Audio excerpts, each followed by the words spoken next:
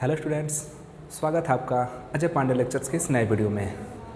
जैसा कि हम लोग क्लास 12 फिजिक्स में वैद्युत धारिता नाम का चैप्टर पढ़ रहे हैं और ये चैप्टर इलेक्ट्रोस्टैटिक्स स्थिर विद्युतिकी का लास्ट चैप्टर है।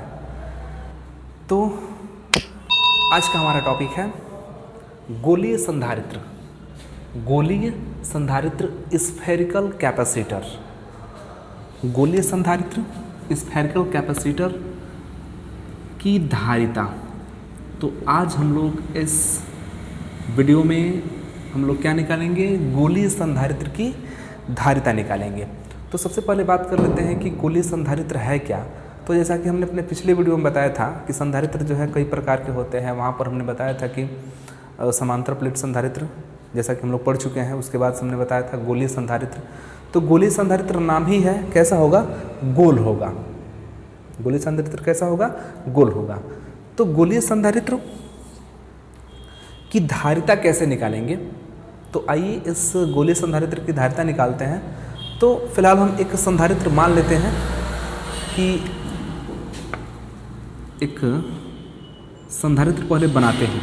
अब यहाँ पर आपको ध्यान देना है कि संधारित्र हम कैसे बना रहे हैं। संधारित्र एक बना ले रहे हैं गोलीय संधारित्र, फिर हम उसकी क्या निकालेंगे? धारिता निकालेंगे। तो यहाँ पर क्या करेंगे कि आप एक गोलीय चालक लेंगे। गोलीय चालक, चित्र तो ऐसे वृत्त जैसा लग रहा है, चित्र हमारा वृत्त जैसा लग रहा है, बट अब इसको वृत्त नहीं समझेंगे। इसको क्या समझेंगे कि ये एक गोलीय चालक है और इस गोलीय चालक पर एक समान रूप से Q आवेश है, धन आवेश है। इस गोलीय चालक पर एक समान रूप से धन आवेश है Q, जो इसके सरफेस पर, इसके पृष्ठ पर एक समान रूप से फैला हुआ है। इस पर जो आवेश है वो Q है। आप इस चीज़ को ध्यान में रखिएगा, Q है। अब क्या कर रहे हैं कि इसका कुछ ना कुछ तो सेंटर होगा। अब इस जो आपका गोलीय चालक है, इसके ऊपर एक और गोलीय चालक हम इस प्रकार व्यवस्थित कर रहे हैं कि उस बड़े वाले गोलीय चालक का और इस छोटे वाले गोलीय चालक का, दोनों का जो सेंटर है वो एक ही है। तो इस पर हम एक और गोलीय चालक बना रहे हैं। अब इस बड़े वाले चालक का भी ये जो सेंटर है वो यही रहेगा। कुल मिला के कि जो गोलीय संधारित्र होता है वो धातु की दो खोखली संकेंद्रीय गोला होता है। लेकिन इसकी विशेषता क्या है कि जो अंदर वाला जो खोखला गोला है उस पर आवेश रहेगा और जो बाहर वाला एक खोखला गोला है इस पर कोई आवेश नहीं रहेगा। चालक रहेगा बट इस पर आवेश नहीं रहेगा, ये उदासीन रहेगा। क्योंकि उदासीन होगा तभी हम गोलीय संधारित्र बनाएंगे। संधारित्र का मतलब कि ऐसा इंस्ट्रूमेंट है जिस पर हम आवेश को क्या करें? एकत्रित कर सके, आवेश को स्टोर कर सके। और गोलीय मतलब कि वो इंस्ट्रूमेंट कैसा होना चाहिए? गोल होना चाहिए। तो बस ऐसा ही है, हम इस पर अधिक मात्रा में आवेश एकत्रित करेंगे और देखिए कैसे एकत्रित करते हैं। तो ये बाहर वाला चालक है, इसको हम क्या करेंगे कि भू संपर्कित कर देंगे, इसको पृथ्वी से ले आके जोड़ देंगे। अब देखिए इस पर होता क्या है कि जब इस पर आवेश Q है, तो जैसा कि हम लोग जानते हैं कि किसी भी गोलीय पृष्ठ पर यदि आवेश उत्पन्न होता है तो उसका जो प्रभाव होता है वो इसके सेंटर पर होता है, केंद्र पर होता है। तो हम ऐसा मान के चलेंगे कि आवेश तो पृष्ठ पर है बट इसका प्रभाव कहाँ पर है? सेंटर पर है। मतलब कि वो सारा आवेश कहाँ पर स्थित है? सेंटर पर स्थित है। ये तो हुआ अंदर वाले की बात। अब अगर हम बाहर वाले चालक की बात करें तो बाहर वाला चालक हमारा कैसा है? उदासीन है। बाहर वाला जो गोलीय चालक है वो उदासीन है। ये पूरा व्यवस्था क्या कहलाता है? गोलीय संधारित्र कहलाएगा। इसके अंदर एक गोला है, खोखला गोला, उस पर आवेश है। इसके बाहर एक और खोखला गोला है, दोनों का सेंटर एक ही है। मतलब कि एक में एक पड़ा हुआ है। आप ऐसे समझ सकते हैं कि एक खोखला गोला है और उसके अंदर एक छोटा सा गोला है। और इस बड़े वाले को हमने क्या कर दिया? भू संपर्कित कर दिया और इस पर छोटे वाले पर Q आवेश दिया गया। अब जब इस पर Q आवेश दिया गया तो चूँकि ये क्या है कि ये उदासीन है, और उदासीन का मतलब होता है कि वहाँ पर नेगेटिव और पॉजिटिव दोनों क्या है? बराबर है। आप ये मत समझेंगे कि उदासीन का मतलब कि ना माइनस है ना प्लस है। माइनस भी है, प्लस भी है, निगेटिव भी है, पॉजिटिव भी है, बट दोनों क्या है? इक्वल है। तो यहाँ पर नेगेटिव चार्ज पॉजिटिव चार्ज दोनों है। तो चूंकि इसके पास पॉजिटिव चार्ज है तो इस गोले के पास जो खोखला गोला है, चालक है, खोखला गोली चालक है, इसके पास नेगेटिव चार्ज भी है, पॉजिटिव चार्ज भी है। तो ये क्या करेगा कि चूंकि इसके पास पॉजिटिव चार्ज है तो पॉजिटिव किसको अट्रैक्ट करता है, किसको आकर्षित करता है, नेगेटिव को। तो ये क्या करेगा कि इसमें से नेगेटिव चार्ज को निकाल देगा, इसके पृष्ठ पर, इसके आंतरिक पृष्ठ पर नेगेटिव चार्ज को निकाल देगा,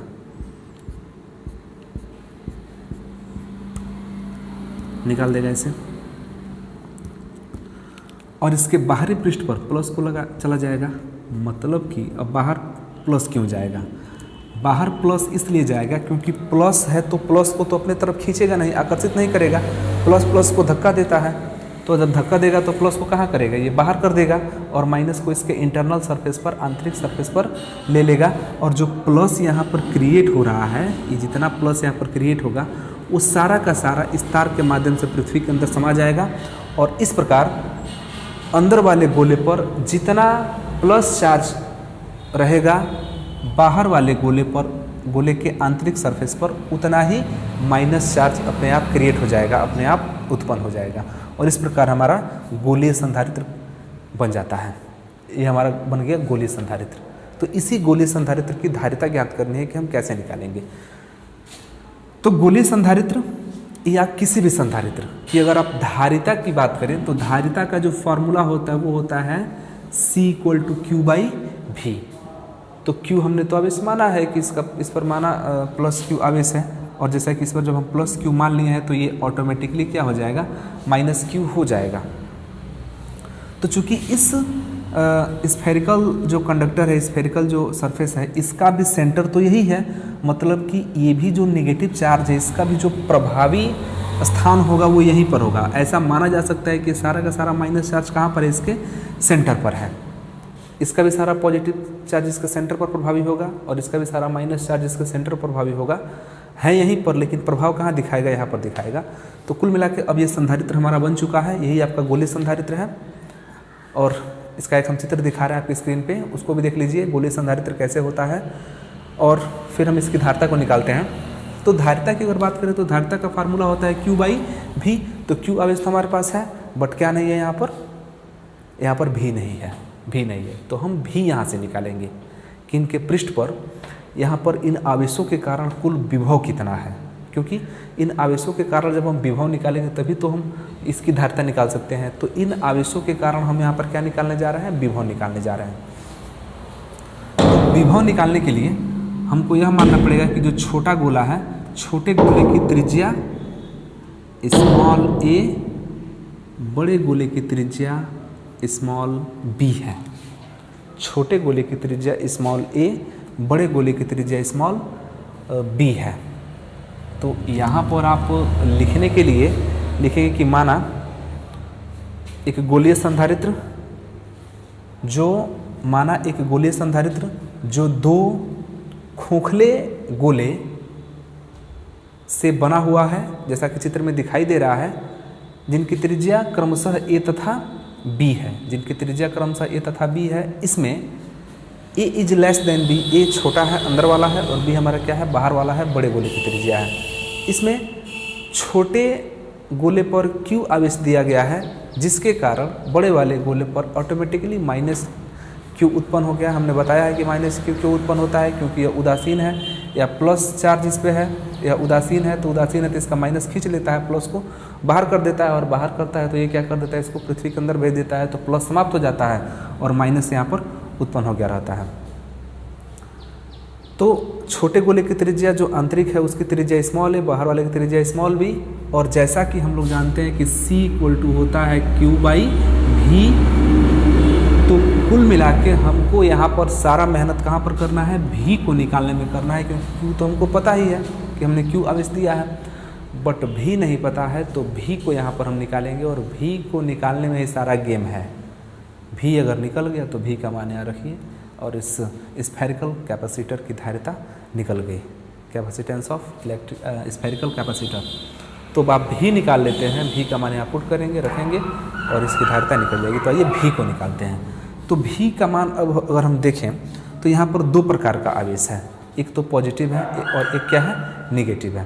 तो पॉजिटिव चार्ज के चलते विभव अलग होगा, नेगेटिव चार्ज के चलते विभव क्या होगा, अलग होगा। पॉजिटिव चार्ज के चलते विभव अलग होगा, नेगेटिव चार्ज के चलते विभव क्या होगा, अलग होगा। तो कुल विभव अगर निकालना होगा तो हम क्या करेंगे कि एक बार पॉजिटिव चार्ज के चलते, धन आवेश के चलते विभव निकाल लेंगे, एक बार ऋण आवेश के चलते विभव निकालेंगे और दोनों को ऐड कर देंगे तो कुल विभव निकल जाएगा। तो हम यहाँ पर मान लेते हैं कि इस प्लस आवेश के कारण इस पृष्ठ पर विभव कितना है, V1 है। इस गोले को आप क्या कर लीजिए कि इस गोले को A मान लीजिए, इस गोले को B मान लीजिए। अब यहाँ पर आप लिखेंगे कि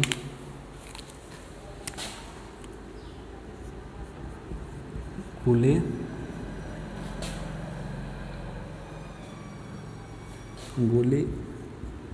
A के पृष्ठ पर प्लस Q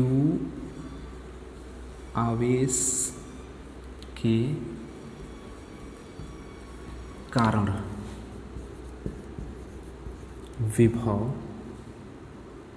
कितना मान लेते हैं, V1 मान लेते हैं, V1। तो V का जो फार्मूला होता है वो होता है 1/4 पाई एप्सिलॉन नॉट Q/R होता था, यहाँ पर R नहीं है, क्या है, A है, इक्वेशन नंबर 1। ठीक, तथा गोले B के कारण, B के पृष्ठ पर माइनस Q, इस माइनस Q आवेश के कारण, माइनस Q आवेश के कारण विभव, इसको V2 मान लेते हैं। इस गोले पर जो आवेश है, विभव है, उसको V1 मान लिया हमने और बड़े वाले पर क्या मान लिया, V2। तो V2 इक्वल टू फार्मूला तो वही लगेगा 4 पाई एप्सिलॉन नॉट बट हो जाए माइनस Q हो जाएगा। और ये जो डिस्टेंस है सेंटर से, चूँकि इसका जो आवेश है वो प्रभावी यहीं पर है, तो इसके कारण यहाँ पर जो विभव होगा ये हो जाएगा B, इक्वेशन नंबर 2। तो दोनों गोलों के कारण हमने उसके पृष्ठ पर अलग अलग विभव ज्ञात कर लिया। अब यदि इन पर प्रभावी कुल विभव ज्ञात करें तो क्या करेंगे, दोनों विभव क्या करेंगे, जोड़ना पड़ेगा। तो यदि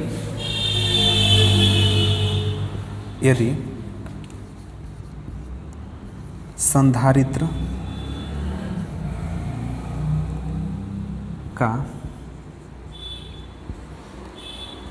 कुल विभव भी हो तो V इक्वल टू हो जाएगा V1 प्लस V2 और V इक्वल टू मान रख दीजिए 1/4 पाई एप्सिलॉन नॉट Q/A। और चूंकि यहाँ पर प्लस होगा बट यहाँ पर माइनस है तो ये क्या हो जाएगा, ये माइनस हो जाएगा। 1/4 पाई एप्सिलॉन नॉट, ये भी Q/B हो गया। और अब क्या करेंगे, यहाँ से जो कॉमन बन रहा है उसको कॉमन कर लीजिए। 1/4 पाई एप्सिलॉन नॉट और Q कॉमन हो रहा है, क्या बच रहा है, यहाँ से 1/A बचेगा, यहाँ से 1/B बचेगा। कैलकुलेट कर लिया जाए, 1/4 पाई एप्सिलॉन नॉट Q हमने बाहर निकाल लिया है, अंदर देखिए AB एलसीएम के रूप में हो जाएगा AB। A से इसमें का A कटेगा, B बचेगा, B से ऊपर गुणा करेंगे तो ये हो जाएगा B माइनस A। ये बेसिक फ्रैक्शन का जो है सब्ट्रैक्शन है, भिन्न का घटाव है, आप समझ सकते हैं कि हमने एलसीएम लेकर घटाया है। और V इक्वल टू, अब देखिए क्या हो जाएगा, इसको Q को यहाँ पर लिख लेते हैं, Q/4 pi epsilon not B minus A/AB। ये हो गया इक्वेशन नंबर 3। तो ये जो निकला, ये निकला V। इस गोलीय संधारित्र की का विभव कितना निकल गया, Q/4 pi epsilon not B minus A/AB, equation number 3। ये विभव निकल गया। तो जब विभव निकल ही गया तो हमने पहले ही बताया है कि जब भी आप धारिता निकाल रहे होते हैं, जब भी आप धारिता C निकाल रहे होते हैं तो C equal to Q by भी होता है। तो सारा गेम यहाँ पर क्या है, भी निकालना है। क्यू तो हमको पता ही है कि हमने क्यू आवेश दिया है और भी हमने यहाँ पर क्या कर दिया, निकाल दिया। एक बार पुनः आप समझ लीजिए, फिर लास्ट में हम यहाँ पर रख के आसानी से निकाल लेंगे। एक बार पुनः समझिए कि यह एक गोलीय संधारित्र है जो दो चालक स्फेरिकल कंडक्टर, मतलब कि दो गोलीय चालकों से, खोखले गोलीय चालकों से मिलकर बना है, जिसमें छोटे वाले की त्रिज्या स्मॉल ए, बड़े वाले की त्रिज्या स्मॉल बी है। और इनको इस प्रकार एक दूसरे के अंदर व्यवस्थित किया गया है कि दोनों का सेंटर क्या है, एक ही है, दोनों संकेंद्रीय हैं। छोटे की त्रिज्या स्मॉल ए, बड़े की त्रिज्या स्मॉल बी। छोटे वाले पर हमने क्या किया, अंदर इस पर प्लस क्यू आवेश दिया, और प्लस क्यू आवेश जैसे ही हम देंगे तो बड़े वाले पर, बाहर वाले पर माइनस क्यू ऑटोमेटिकली क्या हो जाएगा, उत्पन्न हो जाएगा। क्यों उत्पन्न होगा हमने बताया है, क्योंकि एक बार पुनः देखिए, क्योंकि इस पर क्या होता है, ये उदासीन होता है, और जैसे ही इस पर धन आवेश आता है तो इस पर उदासीन का मतलब कि धन भी होगा और ऋण भी होगा। तो ये धन वाला क्या करता है कि ऋण को अपने तरफ आकर्षित करता है और धन को अपने तरफ से क्या करता है, प्रतिकर्षित करता है। तो धन वाला इसके कहाँ आ जाता है, सरफेस पे चला जाता है, और जब सरफेस पे धन रहता है तो ये इस तार के थ्रू कहाँ चला जाता है, पृथ्वी के अंदर चला जाता है, और माइनस वाला यहाँ पर बच जाता है। और इस प्रकार संधारित्र, गोलीय संधारित्र का निर्माण हो जाता है। तो गोलीय संधारित्र का निर्माण तो हो गया, और अब इसकी अगर धारिता हमको ज्ञात करना है तो जैसा कि फार्मूला हम लोग पढ़े हैं कि किसी भी वस्तु की या किसी भी चालक की अगर धारिता निकालना होता है तो C equal to Q by भी। तो क्यू आवेश तो हमने दिया है जबकि माना है, और आ गया भी। अब भी यहाँ पर तो पता है नहीं कि भी कितना होगा, तो भी को ही निकालने में सारा मेहनत करना है। तो भी को निकालने के लिए हमने क्या किया, चूँकि हम जान रहे हैं कि यहाँ पर दो प्रकार का आवेश है, तो जब दो प्रकार का आवेश है तो दोनों आवेशों के कारण विभव भी क्या होगा, अलग अलग होगा। इस धन आवेश के कारण इसके पृष्ठ पर अलग विभव होगा, इस ऋण आवेश के कारण इसके पृष्ठ पर अलग विभव होगा। तो धन आवेश के कारण जो विभव है उसको हमने V1 मान लिया, और जो ऋण आवेश के कारण इसके पृष्ठ पर विभव है उसको हमने क्या मान लिया, V2 मान लिया। और यहाँ पर हमने लिखा कि गोले A के पृष्ठ पर Q आवेश के कारण विभव V1 equal to 1/4 pi epsilon not Q by A, जैसा कि हम लोग पहले से पढ़ चुके हैं विभव का फार्मूला, उसको सीधे हमने यहाँ पर अप्लाई कर दिया। अब आपको एक ही चीज़ ध्यान देना है कि ये A जो है इस छोटे वाले खोखले चालक का जो गोलीय चालक है उसकी त्रिज्या है, क्योंकि ये जो आपका इसके पृष्ठ पर आवेश बटा हुआ है इसका जो प्रभाव है वो कहाँ पर रहता है, सेंटर पर रहता है। तो सेंटर से ही हम लेंगे। तो ये हो गया 1/4 pi epsilon not Q by A, equation number 1 हो गया। और इसी प्रकार दूसरे गोले के पृष्ठ पर जो विभव है वो V2 मान लिया गया, और V2 भी हो गया 1/4 pi epsilon not minus Q by B। दोनों इक्वेशन नंबर हो गया, दोनों, एक फर्स्ट हुआ एक सेकेंड हुआ। उसके बाद ये तो हुआ अलग अलग पृष्ठ पर विभव, जबकि हमको क्या चाहिए, कुल विभव चाहिए। तो हमने माना कि कुल विभव कितना है, V है। तो यदि संधारित्र का कुल विभव V हो तो V का मान कैसे निकालेंगे, तो V equal to V1 plus V2, जोड़ देंगे दोनों को। चूँकि जब जोड़ेंगे तो यह प्लस यह होगा, लेकिन यहाँ पर माइनस है तो वो प्लस ना होकर क्या हो जाएगा, माइनस हो जाएगा। और जो कॉमन है उसको हमने कॉमन करके निकाल दिया। यहाँ से बच गया 1/A, यहाँ से बच गया 1/B बचा, और जो बचा उसका हमने एलसीएम लिया। एलसीएम लेके इस प्रकार समीकरण 3 बना दिया, और हमारा क्या निकल गया, संधारित्र का विभव निकल गया। और जब विभव निकल गया तो बस आसानी से क्या करना है, V का मान रखना है और संधारित्र की धारिता निकल गई। तो यहाँ पर इस चित्र को हम मिटा दे रहे हैं, आप इसको ध्यान से देख लीजिए एक बार, या आप स्क्रीनशॉट ले लीजिए इसका, फिर हम थोड़ा सा चित्र को मिटा रहे हैं। तो स्क्रीनशॉट आप ले लीजिए, और चित्र को हम यहाँ से मिटा रहे हैं, चित्र की आवश्यकता भी नहीं है। अब यदि हम कहें कि यदि गोलीय संधारित्र की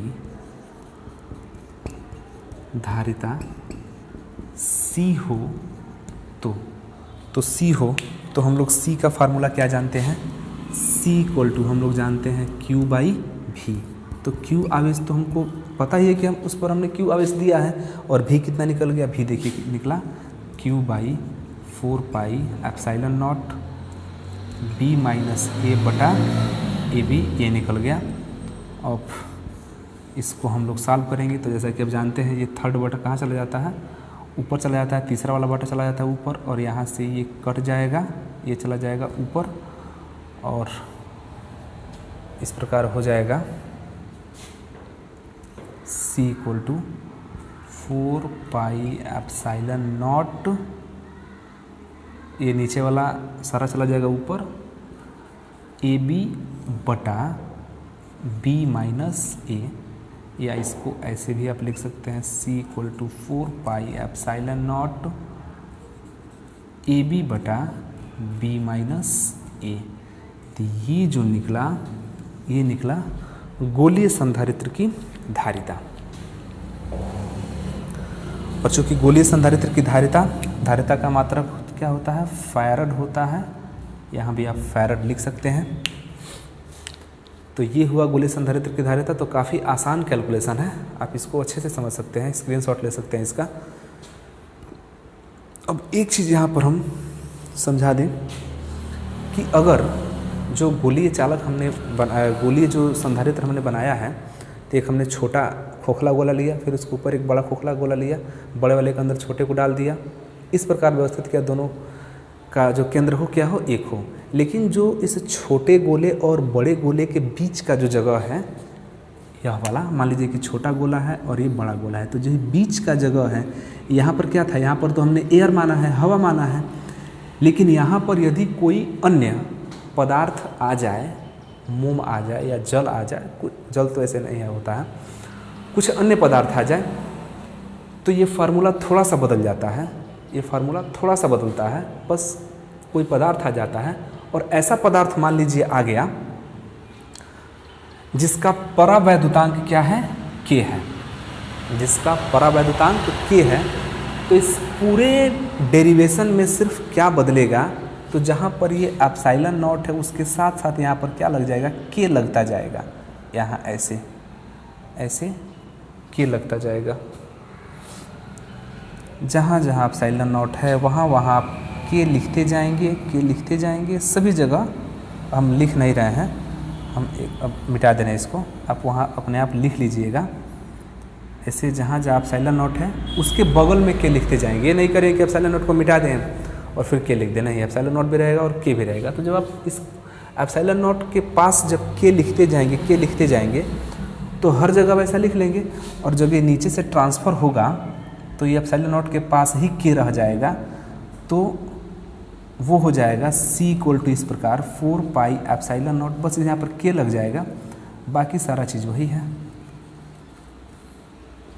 b माइनस ए। तो यदि परावैद्युतांक बीच में कोई ऐसा माध्यम भरा हुआ है जिसका परावैद्युतांक k है, तो फार्मूला यह बन जाता है, डेरिवेशन सेम है, कोई दिक्कत नहीं है।